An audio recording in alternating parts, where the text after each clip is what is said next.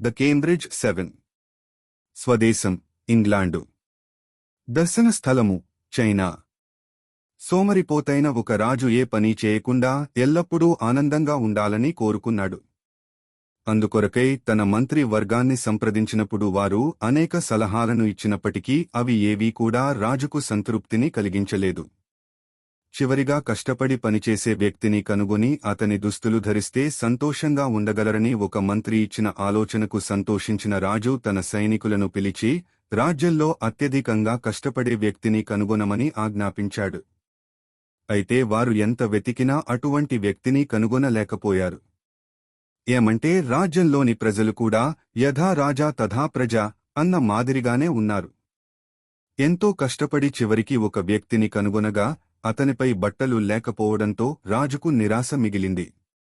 సహోదరా, సహోదరీ, కష్టపడి పనిచేసినప్పుడే జీవితంలో ఆనందాన్ని పొందగలవు. ది కేంబ్రిడ్జ్ 7, ద కేంబ్రిడ్జ్ 7 అని పిలువబడే 7 యువకులు యేసుక్రీస్తును అంగీకరించడం ద్వారా తమకు లభించిన ఆనందాన్ని ఇతరులతో పంచుకోవాలని చాలా కష్టపడ్డారు. ఆ బృందంలోని సభ్యులు ఎవరనగా Charles Thomas Studd, Montagu, Harry Proctor, Beauchamp, Stanley P. Smith, Arthur T. Polhill Turner, Dixon Edward Hoste, Cecil H. Polhill Turner మరియు విలియం వార్టన్ కాసల్స్. ఈ 7 తామింకా విద్యార్థులుగానే ఉన్నప్పుడు ఇంగ్లాండు మరియు స్కాట్లాండు విశ్వవిద్యాలయ ప్రాంగణాలలో సమావేశాలు నిర్వహిస్తూ పర్యటించారు. వారి సాక్ష్యాల ద్వారా, సందేశాల ద్వారా ఎంతో మంది కదిలింపబడి యేసుక్రీస్తును అంగీకరించారు. ఇంగ్లాండులో నిద్రావస్థలో ఉన్న క్రైస్తవ సంఘ పునాదులను కదిలించి మేల్కొల్పుటకు దేవుడు ఇది కేంబ్రిడ్జ్ 7ను వాడుకున్నాడు.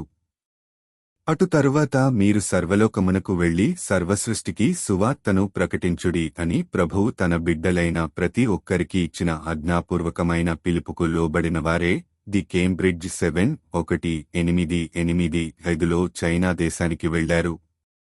ఆ సమయంలో చైనాకు ఆ మిషనరీల శ్మశానవాటిక అనే పేరు ఉంది. అయితే ఈ 7 ఆత్మచేత నడిపింపబడినవారే క్రీస్తు యొక్క మహిమగల సువార్తను ప్రకటిస్తూ ఒక్కొక్కరు చైనా టిబెట్టులలో ని వివిధ భాగాలకు వెళ్లారు.